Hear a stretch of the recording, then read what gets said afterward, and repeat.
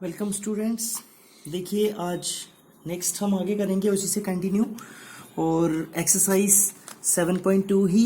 अब question number हमारे पास 3 है। Find the ratio in which the segments joining the points this -3 10 and 6 -8 is divided by, और ये given points हैं, ये डिवाइड कर रहे हैं। अब देखिए इससे पहले आपको मैं एक इम्पॉर्टेंट कुछ बता देता हूं। तो वो क्या है कि बेटा आप लोग स्टूडेंट्स घबराने की ज़रूरत नहीं है, क्योंकि डिफरेंट बुक्स होती हैं मैथमेटिक्स की। और कभी जैसे ये पीछे वाला क्वेश्चन ही हम देखें जो मैंने लास्ट वीडियो सेंड की थी अपलोड, उसमें भी हमारे पास क्या था कि कुछ पॉइंट्स कभी पॉजिटिव की जगह नेगेटिव दे रखा होता है किसी बुक में, तो उससे कभी कभी आंसर्स टैली नहीं करते। तो आपको उसको घबराने की ज़रूरत नहीं है। आपके पास सिर्फ मेथड जो है वो सही होना चाहिए, फार्मूला सही, और आपकी कैलकुलेशन सही बैठनी चाहिए। क्योंकि एग्ज़ाम में तो ऐसा कोई क्वेश्चन आता ही नहीं है कि जो एरर हो, क्योंकि वो ऑलरेडी क्वेश्चंस जो हैं एक्सपर्ट्स द्वारा क्वेश्चन पेपर बनाया जाता है, तो उसमें तो कोई ऐसा होता नहीं है। तो इसलिए अगर वो प्लस माइनस कोई कुछ दे रखे हैं डिफरेंट बुक्स में, आंसर्स कभी कभी टैली नहीं करते, तो उससे आपको घबराने की ज़रूरत नहीं है। अब देखिए हम इसमें सेक्शन रेशियोस निकालने हैं।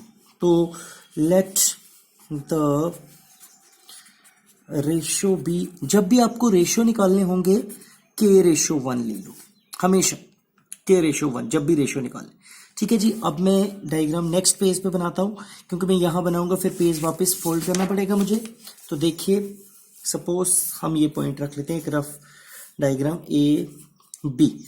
अब देखिए ए और बीच में पॉइंट रख लेते हैं पी।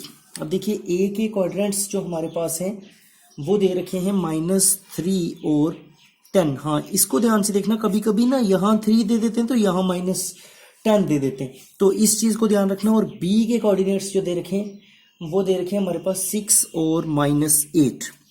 ऑब्वियसली बात है, आप यहाँ से अगर इधर 8 लिख लोगे गलती से, इधर -6 लोगे, तो वो तो गलत हो जाएगा आपका क्वेश्चन। मतलब गलत नहीं होगा, उसका आंसर अलग आएगा। तो ये -1 और 6, और रेशियो को हमें निकालना है के रेशियो 1 ले लेते हैं। ठीक है, तो हम लिख लेंगे the coordinates of A B and P R. अब देखिए ए बी पी लिखा है, तो सबसे पहले हमें ए के लिखने, 3 और -10, बी के हैं 6 और -8, एंड पी के हैं -1 और 6। By section form, section formula.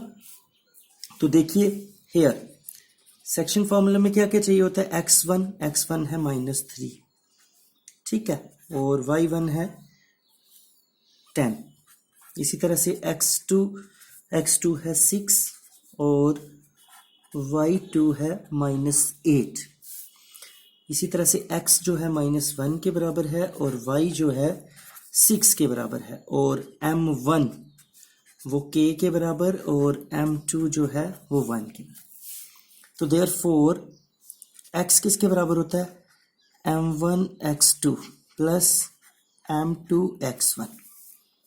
तो देखिए विच इम्प्लाइज x की वैल्यू अपान होता है m1 प्लस m2, यही फॉर्मूला था सेक्शन। अब देखिए m1 क्या है k, और x2 है 6 प्लस m2 1 और x1 -3 upon k plus 1। But x की तो वैल्यू दे रखी है हमें, x के बदले है -1, तो ये है 6k -3 अपान k प्लस 1। अब यहाँ 1 ले लेते हैं, क्रॉस मल्टीप्लिकेशन करते हैं, और देखिए इसको मैं कंटिन्यू इसी पेज पे ही रख कर देता हूँ। तो ये हमारे पास रिजल्ट आया।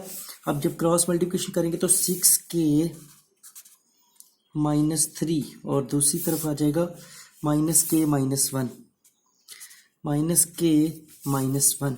अब k वाली टर्म एक तरफ कर लेते हैं, 6k प्लस k, और दूसरी तरफ -1 प्लस 3, तो 6k प्लस 1k ये हो जाएगा हमारे पास 7k और दूसरी तरफ हो जाएगा 2 और k की वैल्यू 2/7। हमें तो रेशियो ही निकालनी थी, तो 10 रेशियो और रेशियो हमारे पास आ गई k रेशियो 1 थी, तो यानी कि 2/7 रेशियो 1।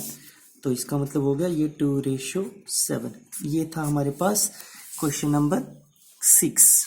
देखिए सॉरी क्वेश्चन नंबर 3। नेक्स्ट देखिए क्वेश्चन नंबर 4 जो है, find ratio in which joining the line segment joining A जिसके पॉइंट्स हैं 1 और -5 और बी जिसके पॉइंट्स हैं -4 और 5 coordinates divided by the x axis को डिवाइड कर रही है, और also find the coordinates of the point of division के भी कोऑर्डिनेट्स निकालने हैं। देखिए सपोज ये हमारे पास ए है जिसके कोऑर्डिनेट्स हैं 1 और -5 और बी के हैं -4 और 5। सपोज कोई पी पॉइंट रख लेते हैं हम, और वो एक्स एक्सिस पे, तो एक्स एक्सिस पे जो कोऑर्डिनेट्स होंगे वो होते हैं एक्स और 0, और रेशियो को हम के रेशियो 1 ले लेते हैं। तो देखिए let the ratio be k ratio 1। अच्छा, also point P lies on X axis. अगर एक्स एक्सिस पे लाइज कर रहा है तो so coordinates of point P, P के कोऑर्डिनेट्स होंगे एक्स और 0। ठीक है जी। अच्छा जी, फिर उसके बाद बाकी पॉइंट्स तो हमें दे रखें बाइसेक्शन फॉर्मूला, लेकिन पहले हम लिख लेंगे the coordinates of A and B और 1 -5 and -4 5 by section formula। here x1 जो है 1 के बराबर, y1 -5 के बराबर, x2 -4 और y2 है 5, और x जो है वो x के बराबर है और y जो है 0। m1 है k और m2 है 1। देखिए हमें क्या फाइंड करना है, एक तो हमें k की वैल्यू निकालनी है और उसके बाद पॉइंट p के कोऑर्डिनेट्स निकालने। तो देयरफॉर x होता किसके बराबर है, m1 x2 plus m2 x1 upon m1 plus m2। अब इनकी वैल्यू सब्स्टिट्यूट कर लेंगे। देखिए x के बदले तो x ही है, m1 है k और क्या है हमारे पास m1 x2, तो x2 है हमारे पास -4, x2 ये है k into -4 plus 1 into m2 x1, 1 into 1 upon k plus 1। ठीक है जी, विच इम्प्लाइज x की वैल्यू हो जाएगी -4k plus 1 upon k plus 1। इसको हम फर्स्ट इक्वेशन रख लेते हैं, क्योंकि आप देखिए दो अननोन वेरिएबल्स हैं, एक x है और दूसरा k है। तो इसी तरह से हम y की भी निकाल लेते हैं। आल्सो y किसके बराबर होगा, m1 y2 plus m2 y1 upon m1 plus m2, but y2 तो 0 है, m1 है k इंटू y2, देखिए y2 है 5 और y1 -5, ये 5 प्लस m1 तो 1 है और y1 है -5 अपॉन k प्लस 1। तो यहाँ से 0 को 0/1 लिख लेंगे, ये हो जाएगा 5k -5 अपॉन k प्लस 1। तो क्रॉस मल्टीप्लिकेशन कर लेंगे, तो ये हो जाएगा 5k -5 इक्वल्स टू 0।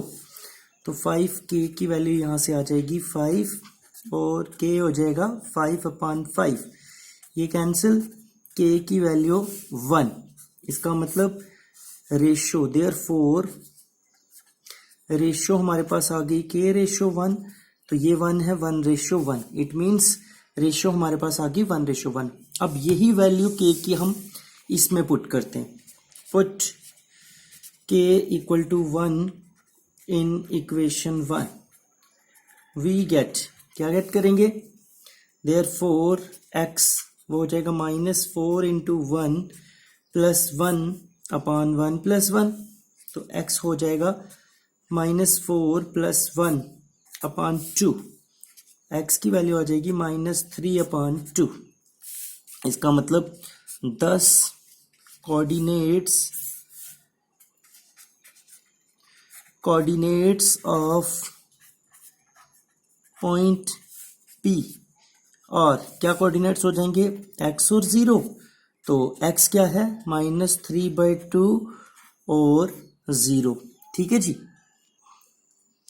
अब देखिए नेक्स्ट जो है question number 5, if 1, 2, 4, y, x, 6 and 3, 5 are the vertices of a parallelogram taken in order, find x and y हमें निकालना है। तो देखिए एक रफ स्केच बना लेते हैं हम पैरेललोग्राम का। सपोज इस तरह से ये एक पैरेललोग्राम है, हम नाम ले लेते हैं A, B, C और D। अब देखिए ए के कोऑर्डिनेट्स 1 और 2, बी के रख लेते हैं 4 और 5, टेकन इन ऑर्डर मीन्स एक सीक्वेंस में है। फिर है x और 6 रख लेते हैं और 3 और 5। अब हमारे पास एक प्रॉपर्टी है पैरेललोग्राम की कि सपोज हम इसको अगर ज्वाइन कर लें तो एक डायगोनल ये आएगा और दूसरा डायगोनल ये आएगा, और हम जानते हैं कि जो पैरेललोग्राम्स के डायगोनल हैं वो बाइसेक्ट करते हैं, ठीक है। तो फिर हम वो वाली प्रॉपर्टी लगा के x और y की वैल्यू निकाल सकते हैं। तो हम करते हैं सपोज या consider ABCD is a parallelogram. The coordinates of A, B, C and D are 1, 2, 4y, x6 and 3, 5 respectively. Okay जी। अब अगर ये चीजें हैं तो फिर हम प्रॉपर्टी अ पैरेललोग्राम है तो also AC and BD are diagonals, so by property of diagonals of a parallelogram, क्या प्रॉपर्टी, पैरेललोग्राम के डायगोनल्स इक्वल होते हैं, तो therefore coordinates of AC equal to coordinates of BD। देखिए AC के कोऑर्डिनेट्स AC वो आ जाएंगे हमारे पास 1 + x और 2 + 6, और दूसरी तरफ 3 + 2 भी आएगा, और 3 + 4/2 और 5 + y/2, ये आपस में equal. Coordinates of diagonal AC और coordinates of diagonal BD equal हो जाएंगे, और कोऑर्डिनेट्स में देखिए इसके बनेंगे ये वाली पहली एंट्री, ये वाली पहली एंट्री डिवाइड बाय 2, ये वाली सेकंड एंट्री प्लस ये वाली सेकंड एंट्री डिवाइड बाय 2, और दूसरी तरफ ये फर्स्ट एंट्री और ये फर्स्ट एंट्री डिवाइड बाय 2, ये सेकंड एंट्री डिवाइड बाय 2। तो देखिए ये क्या बन जाएगा हमारे पास, फिर ये बन जाएगा 1 + x/2 और यहाँ 6 + 2 8/2, और दूसरी तरफ 7/2 और 5 + y/2। अब देखिए ऑर्डर पेयर में अगर एंट्री सेम हो तो फर्स्ट एंट्री फर्स्ट के बराबर होती है और सेकंड एंट्री सेकंड के बराबर होती है। तो इसका मतलब 1 + x/2 वो हमारे पास हो जाएगा 7/2 के बराबर, एंड 5 प्लस y/2 वो 8/2 के बराबर हो जाए। तो सबसे पहले ये 2 और ये 2 कैंसिल करो, तो 1 प्लस एक्स आ गया यहाँ से 7 के, एंड यहाँ से भी 2 से 2 कैंसिल करो, 5 प्लस वाई भी 8 के बराबर।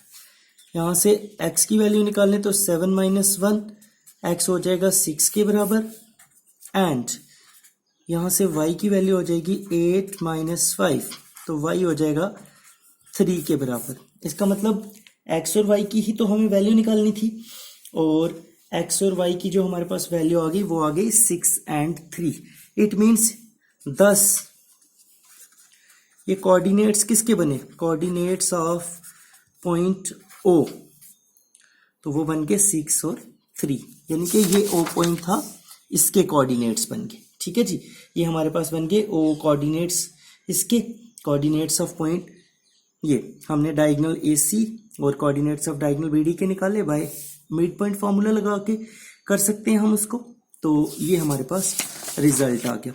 ठीक है जी, ये था हमारा।